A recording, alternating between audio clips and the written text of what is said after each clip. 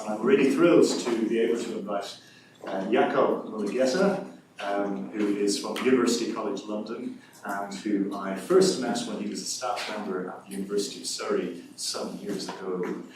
We're not counting. But Jakob has been involved in many, many things around energy transitions. We crossed paths when Jakob was an IPCC Intergovernmental Panel on Climate Change co-author, and has been, I guess, standing for the inclusion of Africa and social science in his agenda. We're going to hear more about that today. So this talk is another example of how Access is deliberately taking both a diverse and international reach in our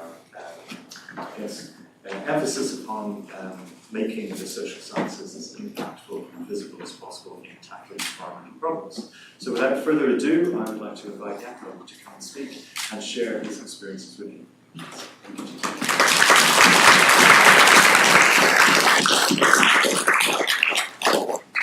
Thank you, Patrick, and really pleased to be here and have been really soaking up the conversations that were happening over the past 2 days, and extremely stimulating and resonates quite a lot with what we've been doing, which I'm going to talk about the African climate.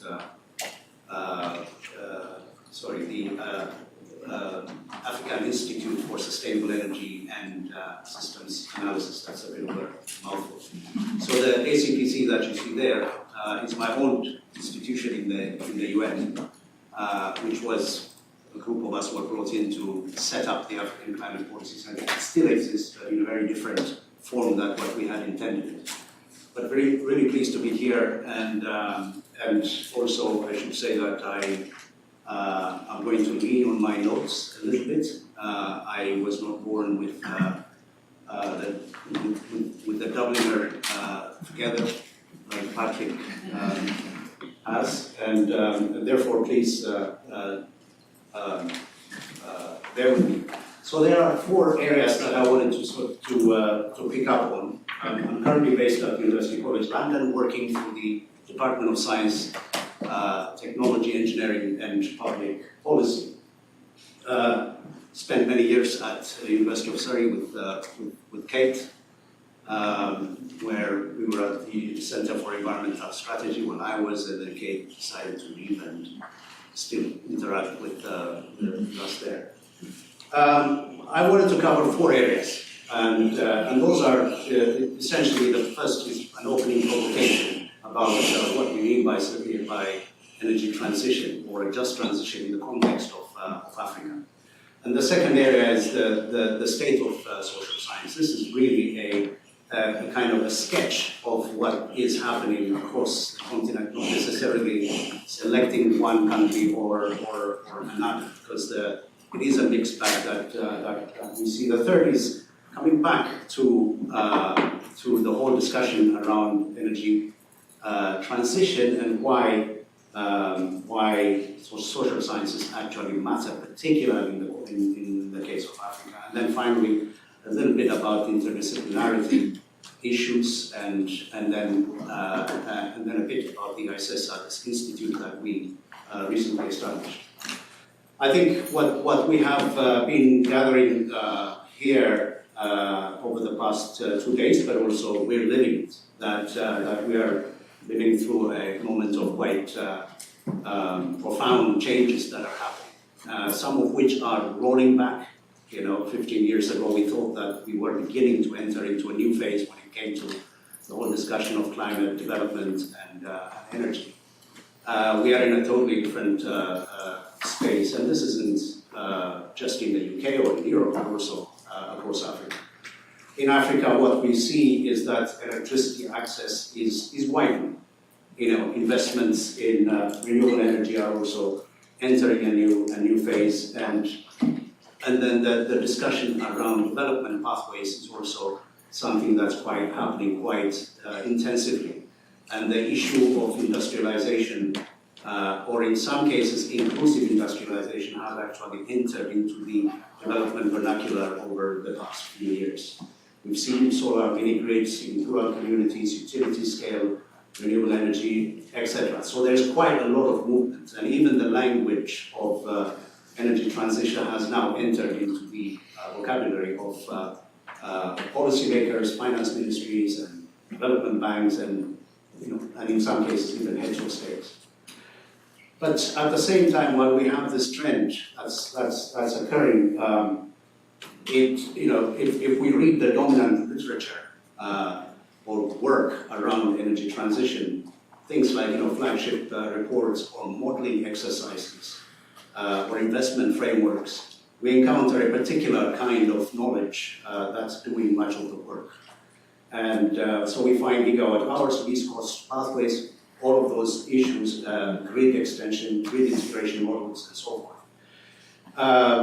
But we find far less of an account of what transitions actually mean for people, and how they shape livelihoods, how they affect land rights and resource governance, how they interact with gender relations, energy poverty. A lot of these are almost like coming in at the back end of after having seen decisions being made about infrastructures and whatnot. And I don't think necessarily this is an accident.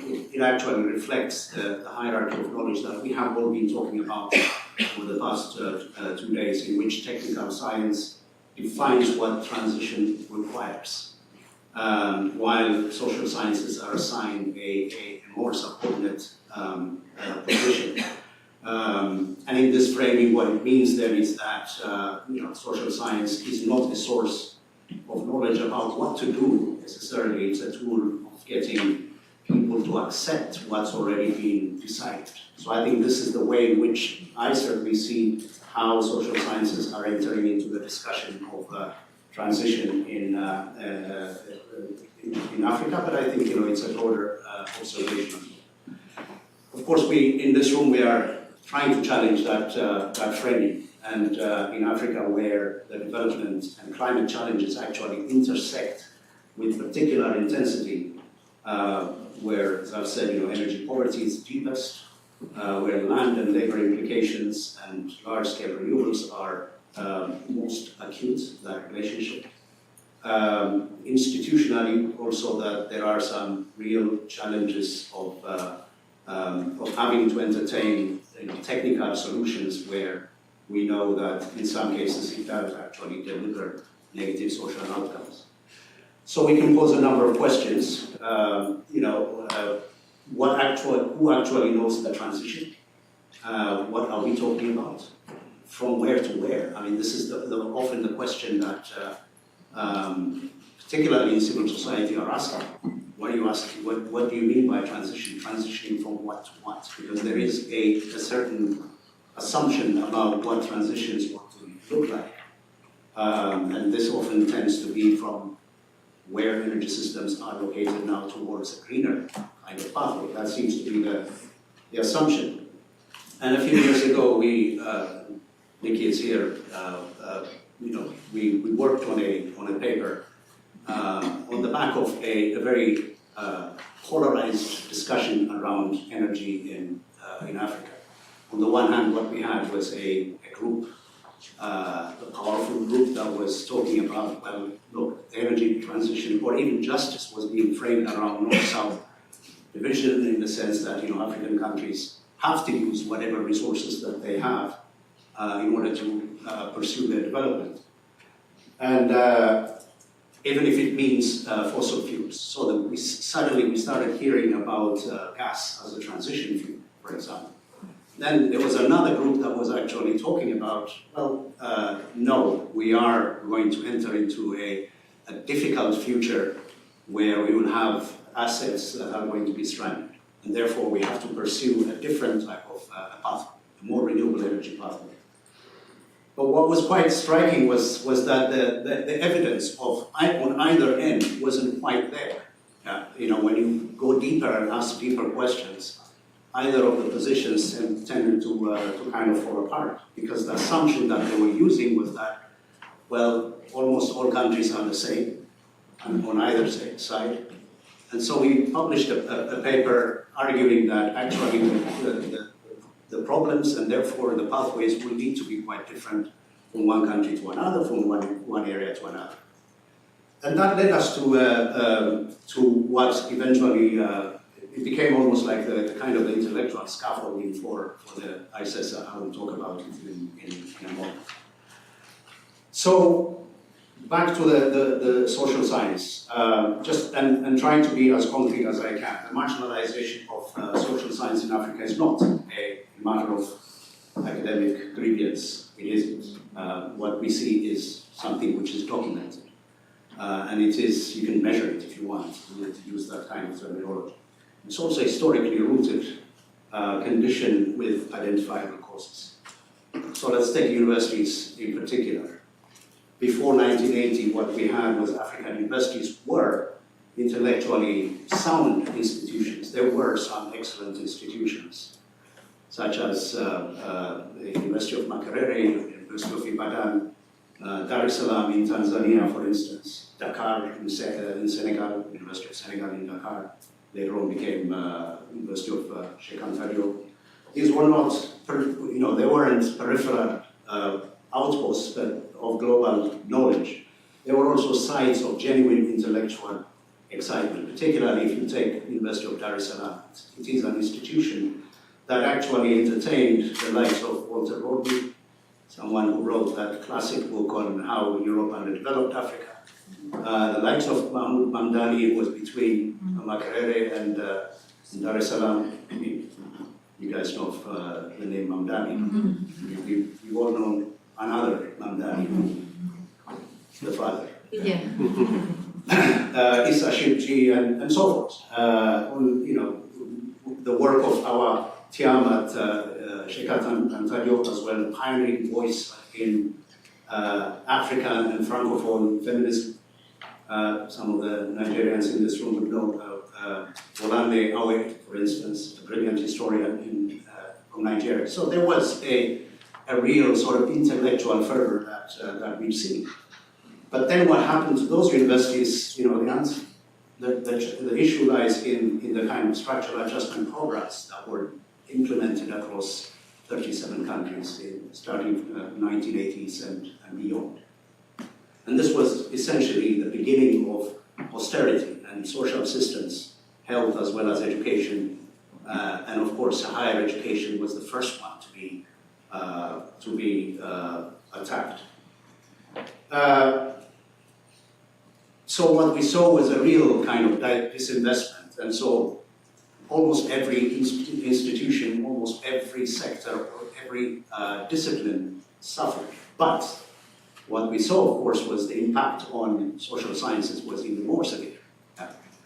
But it's not just the scale of the disinvestment, it was also the logic that's quite disturbing. And the World Bank's approach to higher education, for instance, during this period was explicitly instrumental. University education was treated as a luxury and that the continent could not afford. And the priority, therefore, should be primary education and vocational training. Now, no one is devaluing the value of those, but what it meant was that the resources had to be distributed in ways that would actually implement such a policy. Within higher education, there were hierarchies that were created. Of course, the STEM fields were favored. But there's something worse, I think. It's going to get better. Something worse than being defunded. And that's being relegated to the role of data provider. And that's where we find ourselves today. Yeah.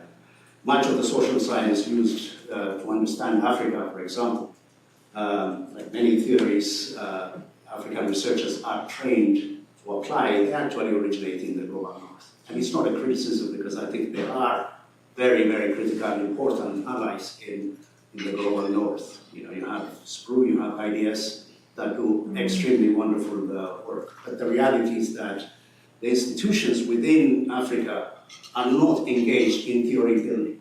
What they become are data farms, essentially. Yeah. And so this needs to change in the way that we move forward. Thandika Makandawire, one of the formidable African social scientists of his time, and head of CODERSIA, this was the Council for the Development of Social Science Research in Africa, and the UN Research Institute for Social Development. Later on he came to LSE, I believe. He described this problem as the problem of intellectual extraversion, a condition in which African social scientists are structurally oriented towards the concerns of northern funders. So the funders became more powerful. And what we've seen, I don't know if any of you who were part of the GCRF, is there anyone? Yeah. It was a program that the UK government initiated some years back. And the program started, and a few years down the line, after all the effort of partnership building had been implemented, then suddenly, what's his name, the conservative leader who predated, who came after Cameron? Boy George, is it? Anyway, his government came and he came after Theresa May. There's been so many recent partners. We keep forgetting, they blend into each other in their similarities as well. Anyway, so that whole program was completely discontinued. They just pulled it out and shaped it in such a way that we couldn't really deliver on that project. And this isn't just an isolated issue. This happens quite a lot. Sweden Research Council's abrupt withdrawal of $16 million mid-cycle grants in 2023. So we're seeing quite a lot of this. And so what this creates is obviously insecurity for people on the ground, but also all the hard work that's been invested in building the type of partnerships that move forward is more or less discontinued. But I want to also resist a purely externalization of this problem, because that would be incomplete. I think what we also see to some extent as a function of the structural adjustment program, and that it created this initial rupture, that there is also a state of ambivalence towards social science, and it has persisted well beyond the conditionality of the structural adjustment theory. So social science produces inconvenient knowledge. It asks who benefits from development, who bears its costs. Some governments, of course, find it easier to invest in engineering faculties and build bridges than in social science departments that ask difficult questions. Questions around who uses these bridges? Why is this bridge here in the first place? These types of questions, yeah.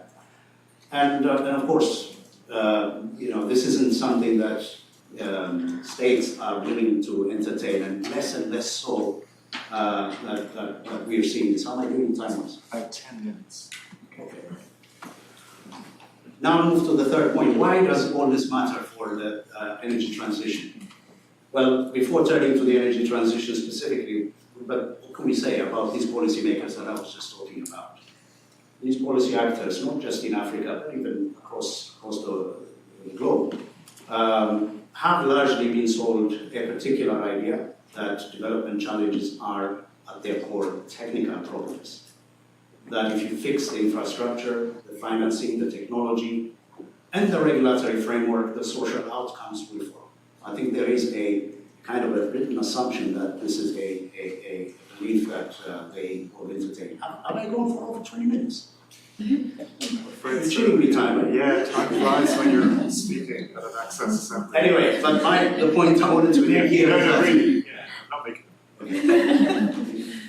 that policymakers are products of their place, their education system, and their time. So I'll move into the more specifics. 4 questions only social sciences can answer. The first question is land and resources. Renewable energy can be land intensive, and wind solar farms require substantial territory. And what this creates, of course, is that it introduces new challenges, new social challenges come into the picture. The Lake Turkana wind project, for instance, in Kenya, this is the largest wind project, has been criticized for land dispossession, with local pastoralist communities reporting inadequate consultation and unfair compensation. Gender, the same applies. Africa is home to approximately 85% of the world's population without access to electricity. But no one asks the question, well, who has access? Who doesn't have access within social groups? So these are, critical issues. Who is responsible for the household energy across Africa? It's women. So what do we do? In what ways does policy actually pick up on some of these issues, social issues? The third question is, fossil fuel management, political economy issue. South Africa is its electricity is very much dependent on coal. 80% of it comes from that. Now, proposals tend to shift away from coal, which have repeatedly stalled. Why have they stalled? I mean, you often find very unholy type of alliances between trade unions and mining and energy companies coming together against renewable energy advances. So there is a deeper political economy question there that needs to be addressed. And the same applies with countries that depend on oil and gas as well, Nigeria and Angola. The question of governance, renewable energy projects across Africa have repeatedly demonstrated that technical viability is necessary, but it's not sufficient. Geothermal projects in Kenya, for instance, drew sustained opposition from indigenous communities, the Maasai communities, due to inadequate consultation. Rural mini grids, the same applies. So the issue is that in every step of energy transition plans, there is a social challenge that needs to be addressed. But often what tends to happen is that that gets picked up at the end. And so here is where perhaps we come to the end. That there is a transdisciplinary agenda. And here I'll just briefly go through these. I mean, the first is, what are the things that we can do, in other words, is integrating from the design stage. Social science must shape the research question, not merely appear as a methodology in the methodology section. We then ask, how do we accelerate, for example, solar deployment in rural Kenya? The assumption, of course, is that the acceleration is the right goal, that solar is the right technology, that rural communities are the right units of analysis. Are they? But those are the type of questions that we should be asking at a much earlier stage. The second is genuine knowledge pluralism. Africa possesses, for example, intellectual traditions that, with important things to say about ethics and politics of collective life.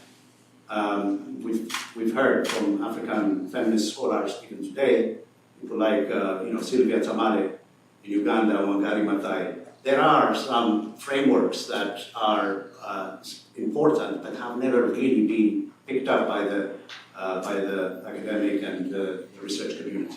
The third is genuine policy and practice integration, something that everyone has been shouting about here, talking about the importance and the criticality of it. What we find within this institute, ICESA, is that there is a real disconnection between policy and research policy and practice. Recently, I was in Angola at a meeting organized by the Ministry of Energy, and what I saw there was quite telling. 300-400 people were in this meeting. Quite a lot of people who were invited from abroad. And Angola is at the cusp of really doing some, crazy kind of stuff because they have all the resources. It's one of the richest places you can be in terms of resources. But it also has 50%, non-access when it comes to electricity. But the point is, in those 3 days I was there wasn't a single social scientist, academic researcher that was participating in a meaningful way. And this isn't, unique to Angola. This is something that we see across the board.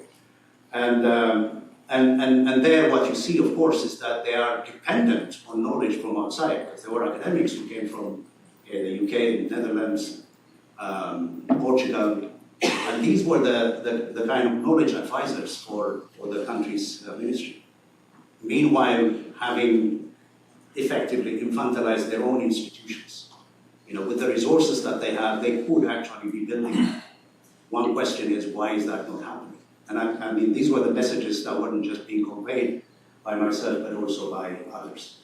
And then the final point I would make is that the ICESA institute that we've established is precisely to try and stop gap this real challenge.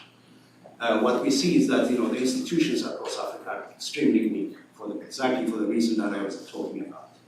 But at the same time, there's also quite a lot of young scholars that are coming out. The 5 postdocs that we recently brought on board, during the application process, just for those 5 posts, 500 applicants we received, PhD level Africans. So what we are seeing is that the institutions are not in a position to cater for them. And if they do, happen to be within those institutions, what they end up doing is their salaries are quite low, therefore they have to go and chase consultancies here and there. And this is really what the reality of the situation is in Africa. So this ICESA, the purpose of it is you come in as an individual, and it also is an institute that we created or formed out of failures of other attempts, the ACPC that I was talking about earlier in the UN, and a few other attempts that we've had where we have powerful institutions. When we get to a certain point of where you're beginning to actually get somewhere, those institutions, UN institutions and government institutions tend to come in and muscle themselves in.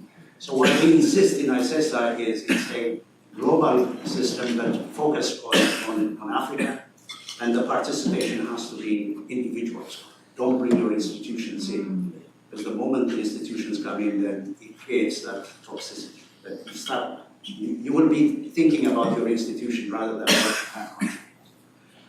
So we've got a network of about 200 academics and policymakers from within Africa at the moment, as well as internationally. So we also have like-minded colleagues in Europe and North America, India, China, contributing to this effort. We've just built it, and we hope you guys can actually help us. And a lot of what I've been hearing here in Access really resonates quite strongly with what we're trying to do in ICESA. And the last thing I want to say was this, what I mentioned to you, Patrick, earlier, that the social sciences, the kind of the struggle that I was seeing over the past 2 days, for instance, is an attempt, to assert the social sciences, to almost feel like, we exist, kind of, a code. I think, there's also a room for or international collaborations, perhaps also, solidarity building across the social sciences working together, but also producing and interacting. And of course, I mean, I think, you could argue that social sciences in Europe and certainly in the UK, even if weakened, it's still strong enough to be able to provide the kind of support that's going to be needed in Africa. Thank you.